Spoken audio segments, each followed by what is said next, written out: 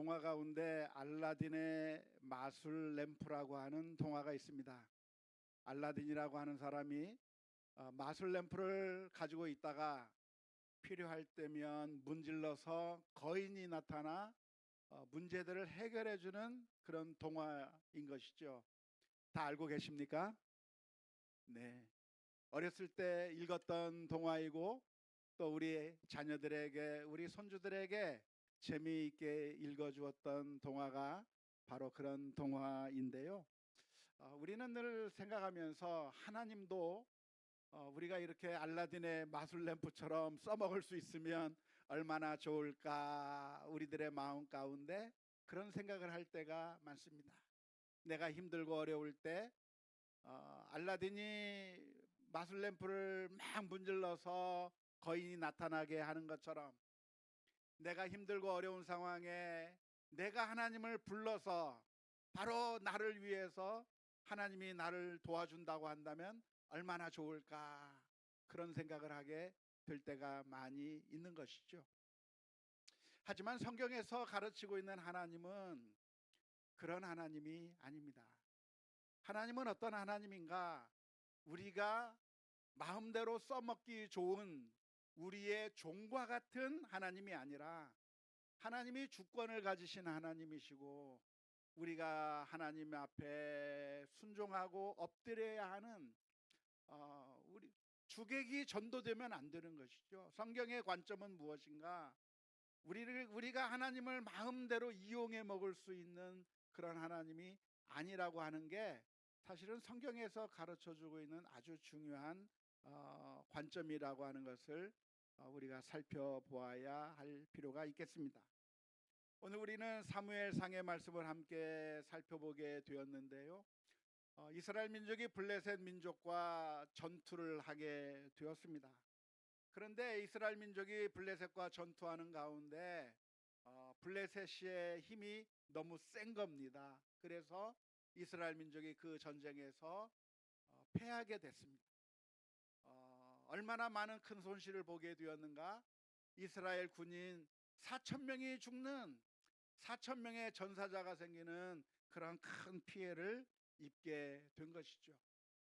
이 상황 가운데서 이스라엘 민족은 어떻게 생각했냐면 언약궤를 좀 가지고 와야 되겠다라고 하는 생각을 하게 되었습니다. 이스라엘 장로들이 모여서 이야기를 나눈 것이죠. 우리가 전쟁을 해서 이기고 싶은데 블레셋의 힘이 너무 강하니 어떻게 하면 좋을까? 그럴 때 이스라엘 장로들이 서로 논의하면서 언약궤를 가져오자, 언약궤를 가져오자고 하는 그런 결론을 내리게 됐습니다. 왜 언약궤를 생각해 냈을까요? 그것은 지금까지 이스라엘 민족의 역사 가운데 이 언약궤와 함께하면서 어마어마한 기적을 체험했기 때문에 그렇습니다. 그 언약궤를 가지고 요단강을 건너갈 때 요단강이, 강물이 멈추는 그런 기적을 체험했던 이스라엘 민족이었습니다.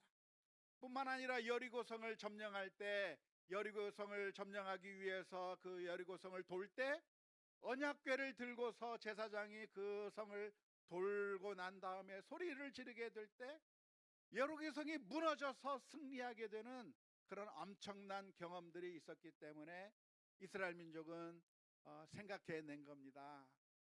지금 이 전쟁 가운데 언약궤를 가지고 온다고 하면 우리가 이길 수 있지 않겠는가? 마치 알라딘의 마술 램프처럼 생각한 겁니다.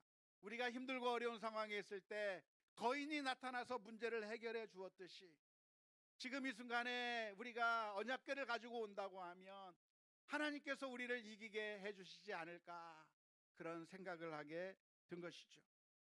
하지만 이것이 참된 믿음이라고 할 수 있을까요? 참된 믿음이라고 할 수가 없을 겁니다. 하지만 이스라엘 민족은 늘 생각을 했어요. 이 전쟁 가운데 어떻게 우리가 이길 것인가? 언약궤를 가지고 오면 좋겠다 해서 결국 그렇게 결정을 해서 언약궤를 전장으로 가지고 왔다고 하는 소문이 들리자 이스라엘 민족은 너무나도 기뻐서 환호성을 질렀습니다. 야, 이제 우리가 이겼겠다, 이제 이 전쟁에서 우리가 승리할 수 있겠다고 하면서 환호성을 질렀습니다. 그 그 소리가 얼마나 컸던지 블레셋 사람들에게까지 크게 들렸고 마치 땅이 울리는 것처럼 그런 어마어마한 소리를 지르게 되었을 때 블레셋 사람들의 마음 가운데 두려운 마음이 들기 시작했습니다. 큰일 났다. 저들의 하나님이 그들과 함께 했다. 저들의 하나님이 그 옛날 애굽 땅에서 이스라엘 민족을 구원해 내셨고 저들의 하나님이 그 이스라엘 민족을 가나안 땅에 들여보내 주었고 그렇게 승리를 하게 만들었던 그 하나님이 이스라엘 민족과 함께 했으니 이제 큰일 났다. 정신 차리자, 잘 싸우자 하면서 블레셋과 이스라엘 민족이 전투를 하게 되었는데요. 결과는 이스라엘 민족이 이겼습니까? 졌습니까? 지고 말았습니다. 3만 명이라고 하는 전사자들이 생기게 되었고 언약궤는 빼앗겨 버렸고 엘리 제사장의 두 아들 홈니와 비느하스는 그 전투 가운데 죽임을 당하게 된 것이죠. 언약궤를 전투 현장에 가지고 갔음에도 불구하고 이스라엘 민족이 전쟁에서 이기지 못한 이유가 무엇일까요? 그것은 그 언약궤에 아무런 힘이 없기 때문에 그렇습니다. 그 옛날 그 언약궤를 가지고 요단강을 건넜을 때 요단강이 멈춘 이유는 언약궤가 대단한 능력을 지니고 있었기 때문이 아닌 것이죠. 언약궤를 들고 갔지만 그 요단강 물을 멈추게 하신 분이 누구예요? 하나님께서 멈추게 하신 것이지 언약궤가 대단한 능력이 있어서 멈추게 한 것이 아니란 말이죠. 언약궤를 들고 여리고성을 돌았을 때 그 여리고성이 무너졌는데 그 여리고성을 무너뜨린 것은 언약궤가 아니라 누구예요? 하나님께서 무너지게 만드신 것이죠. 따라서 이스라엘 민족들은 착각한 겁니다. 그 언약궤를 가지고 다닐 때마다 승리했던 기억을 가지고 이 언약궤만 가지고 가면 블레셋 민족과 싸워서 이길 것이라고 생각했지만 사실은 그 언약궤가 아무런 힘도 없었다고 하는 사실만 보여준 것이 바로 이 블레셋과의 전투였을 것입니다. 만일 이스라엘 민족이 이 블레셋과의 전투 가운데서 패하게 되었다고 한다면 언약궤를 가져와야 되겠다고 생각하는 것보다 더 좋은 선택이 있었을 것입니다. 어떻게 해야만 했었을 거라고 생각하시나요? 그것은 하나님 앞에 회개하는 것입니다. 하나님 앞에 엎드려야 하는 것이죠. 왜 우리가 지게 됐을까? 하나님께서 이 가나안 땅을 우리에게 주신다고 하셨는데 왜 우리 민족이 저 블레셋 민족에게 지게 됐을까?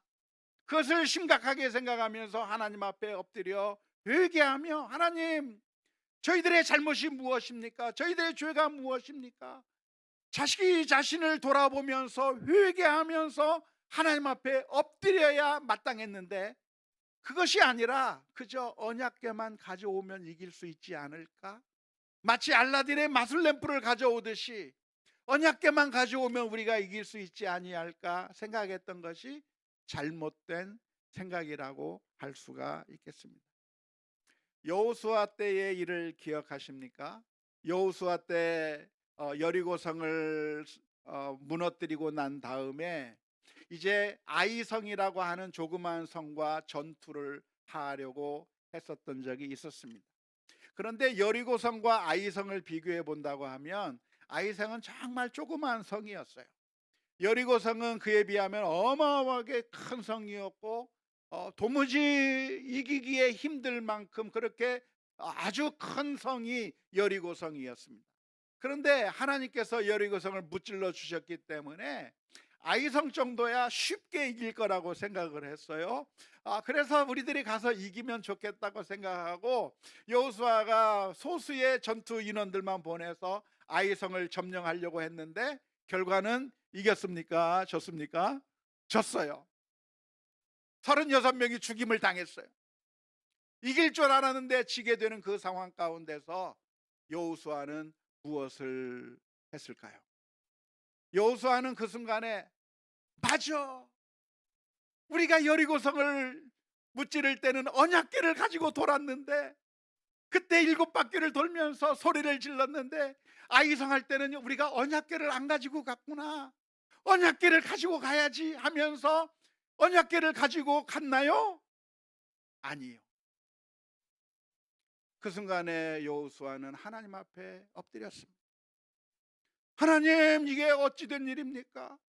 왜 우리가 전쟁에서 패하게 되었습니까? 어디에 우리의 문제가 있습니까? 하나님 앞에 울부짖기 시작했는데, 하나님께서 그 여호수아에게 말씀해 주신 것이죠. 너희가 패한 이유가 무엇인가? 너희 가운데 죄가 있기 때문이라고 말씀해 주셨습니다. 아니나 다를까 그 이스라엘 민족 가운데서 사람을 살펴보니까, 아간이라고 하는 사람이 하나님의 명령을 어기고 여리고성에서 전리품을 취해다가 감추어 두는 죄를 범한 것을 발견하게 되고, 그 아간을 처단하고 이스라엘 민족 가운데서 죄를 제한 다음에, 그 다음에 아이성과 싸우게 될 때 하나님의 인도하심에 따라 싸우게 됨으로 말미암아 아이성에서 승리하게 된 것이죠. 여호수아는 아이성 전투에서 지게 되었을 때 왜 언약궤를 가지고 갈 생각을 하지 않았을까요? 그것은 이 여호수아는 분명하게 깨달은 겁니다.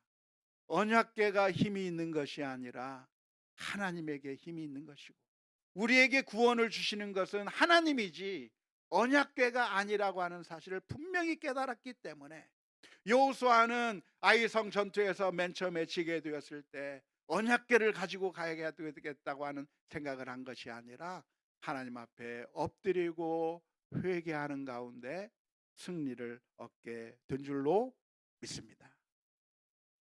우리가 신앙생활 하면서 항상 조심해야 하는 것이 바로 이것이죠. 하나님께서 원하시는 것이 무엇일까? 하나님께서 무엇을 기뻐하실까? 하나님께서 찾으시는 것이 무엇인가에 대해서 우리가 정확하게 이해해야 되는 것이고, 하나님께서 잠시 사용하였던 것들이 마치 어떤 대단한 능력이 있는 것인 양, 마치 알라딘의 마술램프와 같은 그런 효력이 있는 것인 양 착각하시면 안 되는 것이죠. 하나님께서는 우리가 하나님과 만날 수 있는 방법들을, 여러 가지 방법들을 만들어 주셨습니다. 하나님과 교제하고 하나님의 은총을 받고 하나님께 나아갈 수 있는 여러 가지 방법들을 주셨는데, 그것들을 우리가 살펴본다고 한다면 예배가 그것이 되겠고요, 우리는 기도를 통해서 하나님 앞에 나아갈 수 있게 되겠고, 여러 가지 찬송을 통해서 하나님께 영광을 올려드릴 수 있겠고, 우리가 하나님과 교제할 수 있는 여러 가지 방법들을 성경에서는 만들어 주셨습니다. 그런데 구약시대 때 있었던 방법이 무엇이냐면, 제사를 통해서 하나님 앞에 나아가는 것이었습니다. 하나님께서 친히 제사의 방법을 다 일일이 규정해 놓으셨습니다. 그것은 우리가 어떻게 하면 하나님 앞에 나아갈 수 있는가를 규정해 놓은 것이죠. 우리가 죄를 지었을 때 어떻게 하는가? 속죄제를 드리는 겁니다. 양을 잡고 소를 잡고 하면서 하나님 앞에 회개하는 마음으로 하나님 앞에 나아갔을 때 하나님께서 우리를 용서해 주시고 다시 만나 주시는 거예요. 은혜의 방편을 하나님께서 주셔서 그 제사를 통해서 하나님의 은혜를 다시 받을 수 있도록 만들어 주신 것이 제사라고 하는 그런 방편이었는데, 그런데 사실 이 제사 자체가 중요한 것이 아니라 제사보다도 훨씬 더 중요한 게 무엇일까요? 상하고 회개하는 마음이 훨씬 더 중요해요.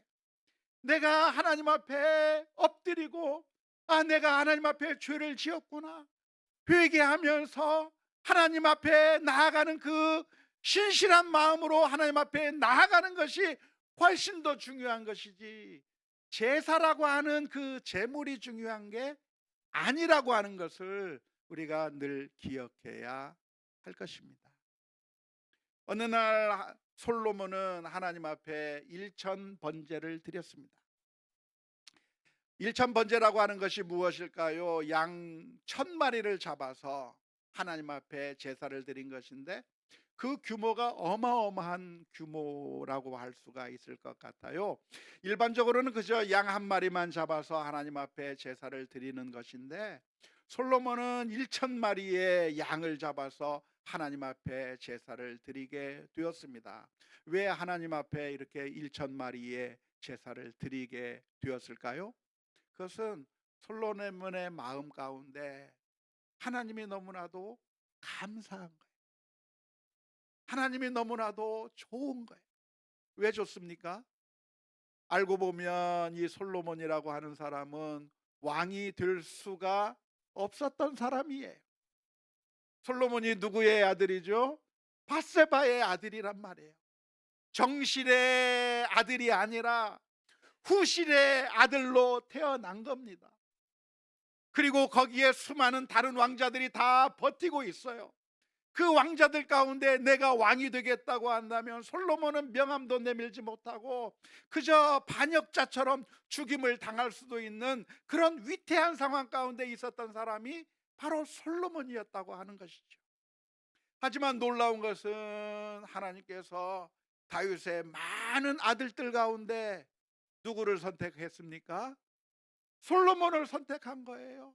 가장 연약한 자, 가장 미천한 솔로몬을 선택하셔서 그 솔로몬으로 하여금 다윗의 뒤를 이어 이스라엘의 왕으로 세워주신 것을 생각할 때 솔로몬의 마음 가운데 하나님이 너무나도 감사한 거예요. 하나님이 너무나도 좋은 거예요. 그러니까 그 감사한 마음을 하나님 앞에 담아서 1,000마리의 양을 잡습니다. 한 마리의 양만 드려도 되는데 그 마음이 너무나도 좋기 때문에 하나님 감사합니다 하면서 1,000마리의 양을 잡아 하나님 앞에 제사를 드리고 하나님께 영광을 올려드렸는데, 놀랍게도 하나님께서는 그 솔로몬의 마음을 보셨어요. 그리고 솔로몬 앞에 하나님께서 나타나셔서 그날 밤 솔로몬에게 물으셨습니다. 솔로몬아, 솔로몬아, 내가 무엇을 원하느냐? 내가 네가 원하는 것을 주겠다고 이야기를 하셨는데, 그때 솔로몬이 뭐라고 대답을 했습니까? 하나님, 저에게 지혜를 주옵소서. 지혜를 달라고 했어요. 지혜를 달라고 한 이유가 무엇일까요? 그것은 겸손한 기도의 제목인 것이죠. 하나님, 제가 왕이 되었어요.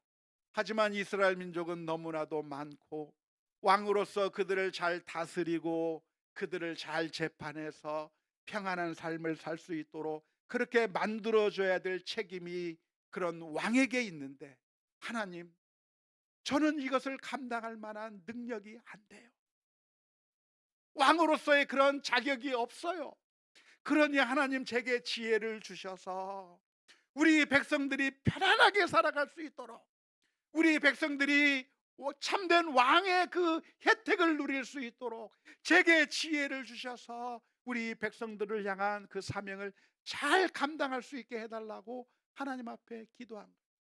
그럴 때 놀랍게도 하나님께서 응답해 주신 것이 무엇입니까? 내가 내게 지혜만이 아니라 부귀와 영화까지 주겠다고 하나님께서 말씀하신 것이죠. 그런데 우리는 이 이야기를 읽으면서 종종 오해하곤 합니다. 솔로몬이 어떻게 위대한 왕이 되었으며 지혜의 왕이 되었고 성공하고 부귀와 영화를 누리는 이런 좋은 결과를 얻게 되었는가? 솔로몬이 1,000번제를 드렸다며? 그러니까 우리도 1,000번제를 드리면 하나님께서 우리에게 축복해 주시겠지라고 생각하는 거예요. 하나님 앞에 무엇을 구했을까? 솔로몬이 지혜를 구했다고? 그러면 우리도 지혜를 구하면 하나님께서 부귀 영화를 주실까? 우리의 기도 제목도 하나님 지혜 주세요 하면 하나님께서 부귀와 영화까지 함께 주지 않을까 하면서 지혜를 달라고 기도하는 것이죠. 그런데 그렇게 하는 것은 핀트를 잘 맞춘 것일까요? 아닐까요? 아닙니다. 하나님께서 솔로몬을 보시고 축복하셨던 것은 1,000마리의 양 때문이 아닙니다. 하나님이 거지예요? 양이 없어서 달라고 하는 거예요? 그게 아니잖아요. 하나님께서 솔로몬을 보신 것은 그 1,000마리의 번제를 드리는 가운데 있는 그 솔로몬의 마음을 보신 거예요. 이 솔로몬이 나를 사랑하고 있구나, 나에게 감사하는 마음을 가지고 있구나, 그것을 보신 하나님께서 은혜를 베푸시길 원했고, 지혜를 구하는 그 솔로몬의 마음 가운데 이 솔로몬이 정말 겸손하게 백성들을 위해서 사명을 잘 수행하고자 하는 마음이 있구나 하는 것을, 그걸 보시고 하나님께서 부귀와 영화까지 다 내려주신 것이죠. 그런데 잘못된 생각을 우리가 할 때가 많은 겁니다. 우리가 성경을 잘못 읽게 되는 것인데요, 이 이야기를 보면서 우리가 생각하기를, 나도 하나님의 축복을 받기 위해서는 1,000마리의 많은 헌금을 드리면, 많은 것을 하나님 앞에 드리면 하나님께서 나에게 축복해 주시겠지. 우리가 기도할 때 다른 것을 구하는 것이 아니라 지혜를 구하면 하나님께서 나에게 영광과 부귀까지 주시겠지라고 착각하고 있는 것이죠. 그게 아닌 것이죠. 사실 그렇게 우리가 잘못 오해할 수도 있고, 그렇게 잘못 가르칠 수도 있습니다. 지금으로부터 500여 년 전 중세의 그 가톨릭 교회에서 그렇게 잘못 가르친 것이죠. 정말 중요한 것이 무엇인가?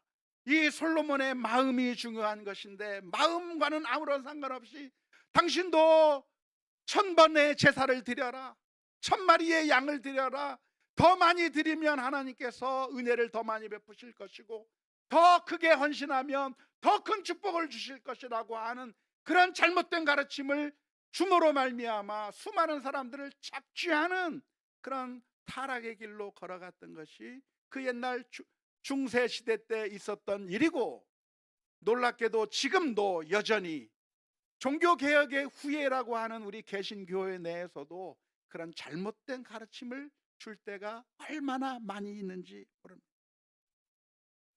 하지만 하나님께서 정말로 원하시는 것이 무엇인가? 그것은 겉으로 드러난 그런 물질, 겉으로 드러난 헌신, 겉으로 드러난 것들이 아니라 하나님을 향한 신실한 마음, 하나님을 향한 사랑의 마음이라고 하는 사실을 오늘 저와 여러분들이 기억해야 될 줄로 믿습니다. 사울은 제사에 대해서 잘못 생각한 것이죠. 그 옛날 솔로몬이 이런 식으로 은혜를 받는 것들을, 제사 제도를 보면서 하나님 앞에 제사만 드리면 하나님께서 나에게 은혜를 베푸실까 라고 생각하면서 제사를 드려버리는 겁니다. 전쟁을 해야 되는데 사무엘이 나타나지 않았어요.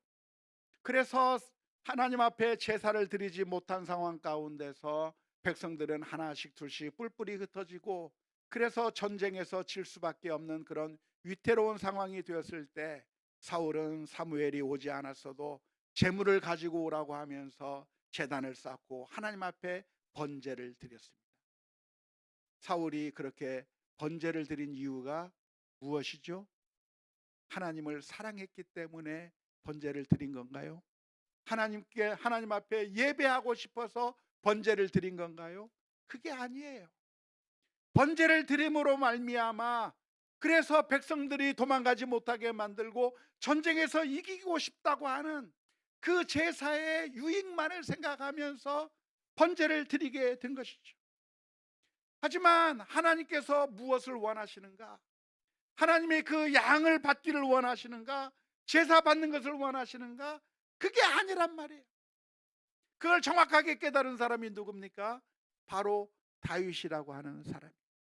다윗은 범죄한 다음에 시편 51편의 말씀 가운데서 이렇게 고백했습니다. 시편 51편 16절의 말씀에, 주께서는 제사를 기뻐하지 아니하시나니 그렇지 아니하면 내가 드렸을 것이라. 주는 번제를 기뻐하지 아니하시나이다. 하나님께서 구하시는 제사는 상한 심령이라. 하나님이여, 상하고 통회하는 마음을 주께서 멸시하지 아니하시리. 다윗은 밧세바와의 관계 속에서 간음하는 죄를 저질렀고 그의 남편을 교살해서 죽이는 살인죄를 저지른 그런 포악한 사람이었는데, 다윗이 자신의 죄를 깨닫고 난 다음에 하나님 앞에 엎드린 거예요. 이 죄를 가지고 있는 상황 가운데서 다윗은 하나님 앞에 수많은 제사를 드리면서 하나님, 내 죄를 용서해 주세요, 그렇게 나간 것이 아니라 다윗은 정확하게 하나님께서 무엇을 원하시는지를 깨달았습니다.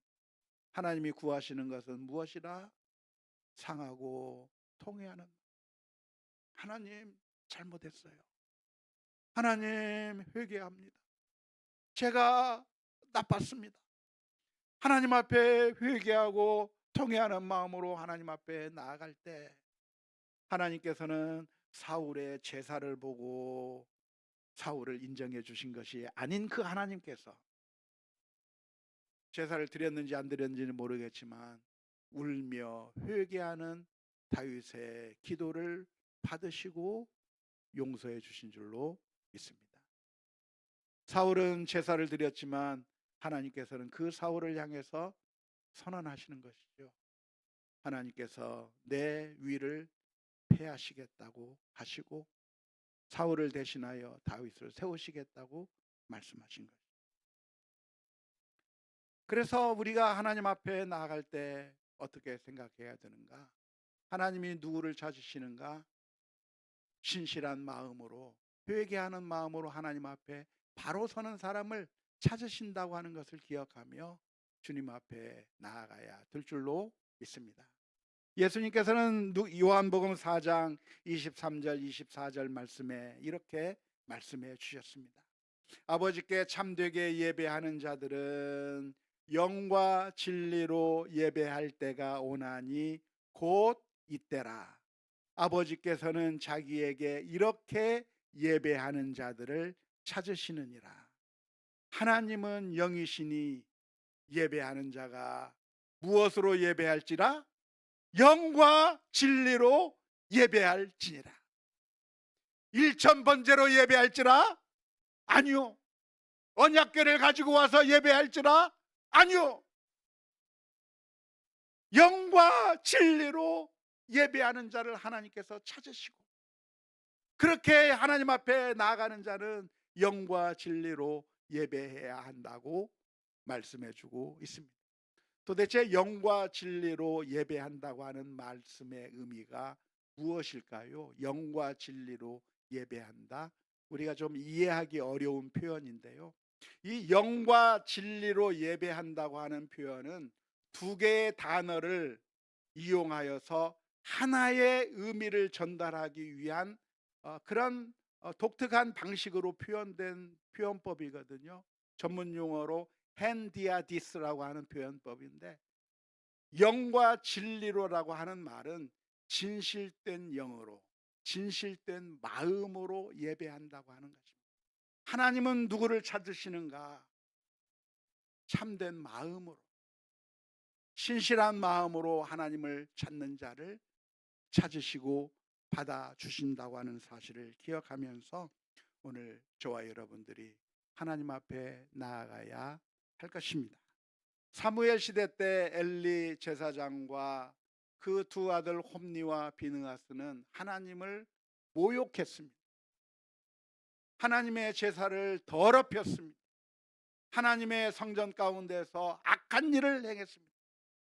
하나님의 말씀대로 전혀 살지 아니하면서 악한 일은 계속해서 하면서 하나님의 능력을 가지고 전쟁에서 승리하기 원해서 언약궤를 전쟁터로 끌고 가면 하나님이 그 언약궤에 질질 끌려가서 마치 알라딘의 마술램프에서 튀어나온 거인처럼 알라딘의 그 마술램프를 소유하고 있는 사람에게 무조건 봉사만 해야 되는 알라딘의 마술램프 속의 거인처럼 하나님도 우리가 그냥 제사하기만 하면, 하나님의 이름을 사용하기만 하면 하나님께서 무조건 와서 우리를 도와주시는 것이 아니라 하나님은 만홀히 여김을 받으시지 않으시는 거룩하신 하나님이라고 하는 사실을 기억하며 우리가 하나님 앞에 겸손하게 엎드려야 될 줄로 믿습니다.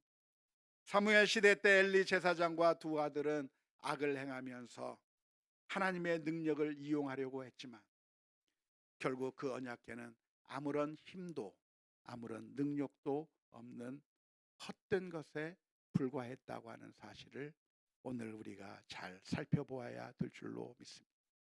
안타깝게도 오늘날에도 수많은 사람들이 하나님을 마음대로 편리하게 이용하고 싶어 합니다. 성경책을 끼고 다니면서 신앙생활을 하고 있는 것처럼 종교적인 힘을 통해서 내가 하나님의 힘을 어떻게 사용하고 싶은 그런 모습들을 보이는 사람들이 얼마나 많은지 모릅니다. 하지만 그런 방식으로 하나님이 우리에게 도우시는 것이 아니라 참되고 겸손한 마음으로 신실하게 하나님 앞에 서야 할 줄로 믿습니다. 하나님께서 바로 우리를 그렇게 대하셨습니다. 하나님께서는 우리에게 그저 몇 가지 필요한 것 몇 가지 던져주고 됐지, 이거 줬으니까 됐지 하고 하나님께서 끝내버리신 것이 아니라 하나님께서는 우리를 마음으로 사랑하셨어요. 끝까지 사랑하셨습니다. 우리를 사랑하셨기 때문에 그 어느 것도 아깝지 아니하시고 하나밖에 없는 그 아들을 십자가에 내어주시기까지 사랑해 주신 그 하나님, 우리를 전적으로 사랑해 주신 그 하나님께서 오늘 또 우리를 찾으시는 그 모습 가운데 오늘 또 주님 앞에 겸손하게 믿음으로 서는 우리 모두가 다 될 수 있기를 주님의 이름으로 축원합니다.